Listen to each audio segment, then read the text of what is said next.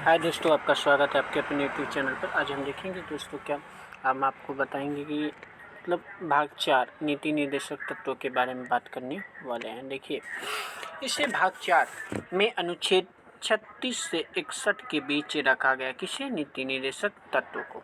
इसे आयरलैंड के संविधान से लिया गया है। कहाँ के संविधान से लिया गया? आयरलैंड के संविधान से लाया गया है तथा आयरलैंड ने स्पेन के संविधान से लाया था। आयरलैंड ने स्पेन के संविधान से इसे लाया था। ये ऐसे तत्व हैं जो देश के लिए आवश्यक है। जो क्या है? देश के लिए आवश्यक है, किंतु संविधान बनते समय सरकार के पास इतने धन तथा संसाधन नहीं थे जो उन्हें उपलब्ध करा सके। अतः यह सरकार की इच्छा पर निर्भर है, जिस कारण ही तीसा ने कहा कि नीति निर्देशक तत्व इस चेक के समान है जिसका भुगतान बैंक अपनी इच्छा के अनुसार क्या करता है? इच्छा के अनुसार करता है। यह नीति निर्देशक तत्व का उद्देश्य सामाजिक तथा आर्थिक लोकतंत्र की क्या करना था? स्थापना करना है। अनुच्छेद 36 क्या करता है मेरे प्यारे भाई? अनुच्छेद 36 क्या करता है मेरे प्यारे भाई कि ये क्या करता है मैं बताओ। अनुच्छेद 36 हमें परिभाषा इसका दिलाता है, किसका? नीति निर्देशक तत्व के। आगे चलें दोस्त, आगे चलिए, आगे देखते हैं मेरे भाई।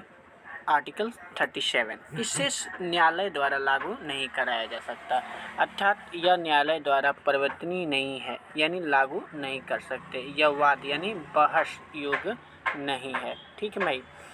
अनुच्छेद 58 क्या कहता है मेरे भाई? अनुच्छेद 38 क्या कहता है? लोक कल्याण की अभिवृद्धि, अर्थात सरकार जनता का कल्याण करेगी। जैसे राशन कार्ड है, ये सब बनाती, इसी के तहत बनने का काम होता है। आर्टिकल 39 क्या कहता है? दोस्त, समान काम के लिए स्त्री पुरुष को समान वेतन तथा संसाधन का उचित विवरण किया जाएगा।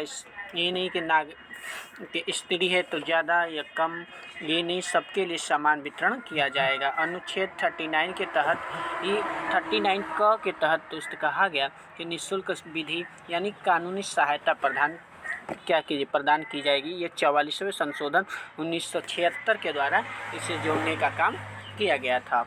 अनुच्छेद 40 क्या कहता है मेरे दोस्त कि ग्राम पंचायतों का गठन। क्या? अनुच्छेद 40 के अंतर्गत ही हम ग्राम पंचायतों का गठन करने का काम करते हैं जी। अनुच्छेद 41 क्या कहता है? 41 क्या कहलाता है? ठीक है, कुछ दशाओं में सरकारी सहायता काम शिक्षा प्राप्त करने, जैसे वृद्धा पेंशन हुआ, विधवा पेंशन, आपका विकलांग पेंशन को साइकिल या विकलांग को साइकिल दिया जाता है, ये सब इसी के तहत किया जाता है। आर्टिकल 42, न्याय संगत कार्य की मनोचित दशा तथा प्रस्तुति सहायता उपलब्ध कराना, जैसे गर्भवती महिला द्वारा कठोर शारीरिक परिश्रम नहीं करने की मनाही है। आर्टिकल 42 के तहत। आर्टिकल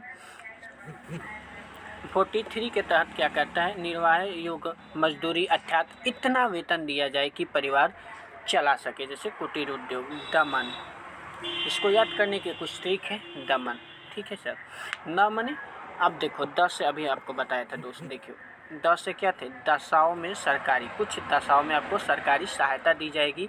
तो 10 से, अब म से क्या हो गया दोस्त? मनोवांछित दशा। और 9 से क्या हो जाए बताइए? निर्वाह योग। क्या हो जाएगा? निर्वाह योग। अनुच्छेद 43 का क्या कहता है कि उद्योग प्रबंध में कामगारों की भागीदारी होनी चाहिए। क्या होनी चाहिए? कामगारों की भागीदारी होनी चाहिए।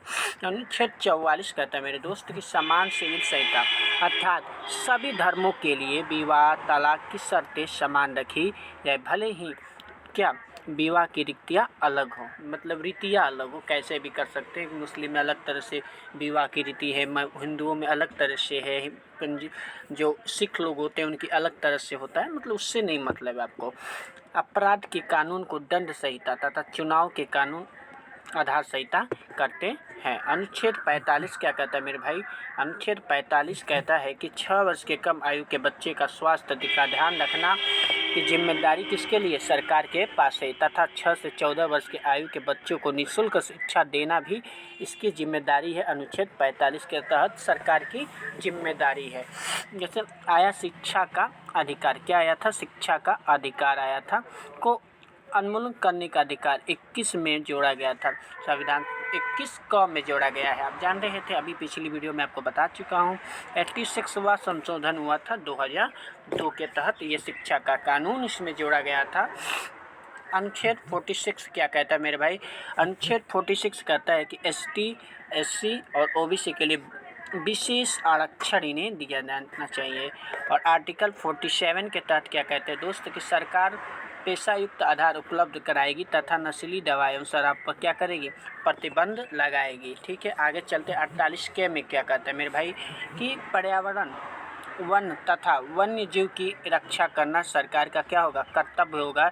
ये 42वें संशोधन 1976 के तहत जोड़ा गया था। आगे चले दोस्त, आगे में दिया है मेरे भाई कि अनुच्छेद 49 में राष्ट्रीय स्मारकों की रक्षा करना सरकार का क्या होगा? कर्तव्य हो गया।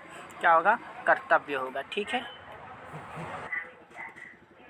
अनुच्छेद 50 क्या कहता है, कि कार्यपालिका से न्यायपालिका को अलग करना। अनुच्छेद 51 क्या कहलाता है? आंतरिक शक्ति को बढ़ावा देना, अंतर्राष्ट्रीय विवादों को मध्यस्थ द्वारा सुलझा देना। इसी अनुच्छेद के तहत यूएनओ का सदस्य बना भारत। क्या बना? यूएनओ का सदस्य बनना, यूएनओ का सदस्य बना।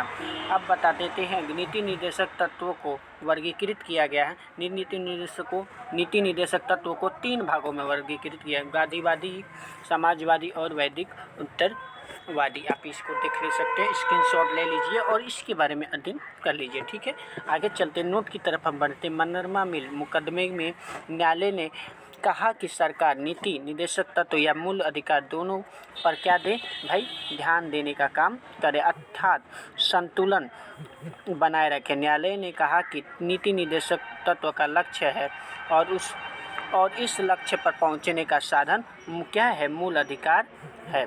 अब देखो, ये चीज़ें आपको मैं अगली वीडियो में इसको कवर करने की कोशिश करूँगा। तब तक के लिए गुड बाय, फिर मिलेंगे।